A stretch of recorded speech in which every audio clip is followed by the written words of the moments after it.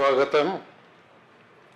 आज वसंतदादा शुगर इन्स्टिट्यूटची 48वी सर्वसाधारण सभा संपन्न होत आहे।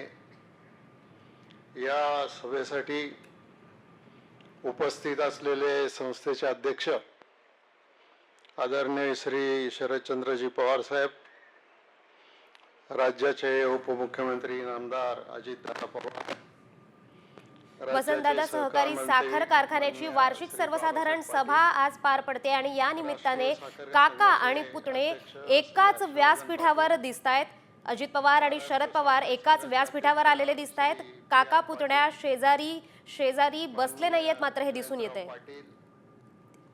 या संदर्भात अधिकची माहिती देत आहेत आमचे प्रतिनिधी नितीन पाटणकर। तर नितीन, काय सांगाल, आज वसंतदादा साखर कारखान्याच्या वर्धापन दिनानिमित्ताने काका पुतण्या आज एकाच मंचावर आलेले आहेत, काय अधिकची माहिती?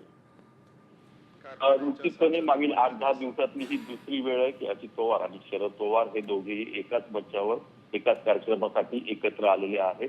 या ठिकाणी वसंतदादा शुगर इन्स्टिट्यूटची वार्षिक सर्वसाधारण सभा आहे। या कार्यक्रमामध्ये या दोघांची आसन व्यवस्था शेजारीच करण्यात आलेली होती। त्यांच्या नेम प्लेट आहेत त्या देखील शेजारी ठेवण्यात आलेल्या होत्या।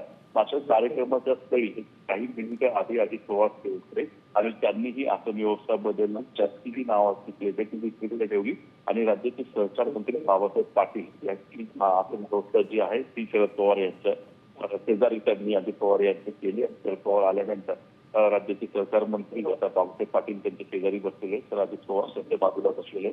एकाच मंचावर आणि शेजारी त्या दोघांना आज पाहता आला असं मातरमध्ये आता सहकार मंत्री आहेत। बारामतीमध्ये जो कृषी प्रदर्शनाचा कार्यक्रम झाला त्या दिवसात देखील दोघे नेते एकाच मंचावर होते। त्या ठिकाणी त्यांनी एकमेकांकडे पाहिलेही नाही आणि संवादही साधला नाही। आशा की एवढ्या शेजारी असताना एकमेकांच्या मुद्द्यातला संवाद साधतात हे पाहणं महत्वाचं आहे। मात्र त्याआधी गव्हर्निंग काउन्सिल वसंतदादा शुगर इन्स्टिट्यूटचे जे गव्हर्निंग काउन्सिल आहे त्याची बैठक झाली। त्या ठिकाणीही हे दोन्ही नेते एकत्र होते। मात्र त्यांच्याबरोबर जयंत पाटील, हर्षवर्धन पाटील, दिलीप वळसे पाटील, विजयसिंह मोहिते पाटील, सहकार मंत्री असे सगळेच नेते मंडळी त्या ठिकाणी उपस्थित होते। या सर्वांच्या उपस्थितीत गव्हर्निंग काउन्सिलची मीटिंग काही वेळापूर्वी झाली। अजित पवार, शरद पवार देखील त्या ठिकाणी होते। मात्र त्यांचे संवाद झाला की नाही हे कळू शकलं नाहीये आणि या ठिकाणी स्टेजवरती मंचावरती संवाद साधतायत हे पाहणं महत्वाचं ठरलं। जी धन्यवाद नितीन दिलेल्या माहितीबद्दल। करत असते याचा फायदा साखर उत्पादन खर्च कमी होणे, त्याप्रमाणे कारखान्यांची कार्यक्षमता वाढवणे। या दृश्यातून दिसतंय अजित पवारांनी काकांच्या बाजूला बसणं टाळलंय।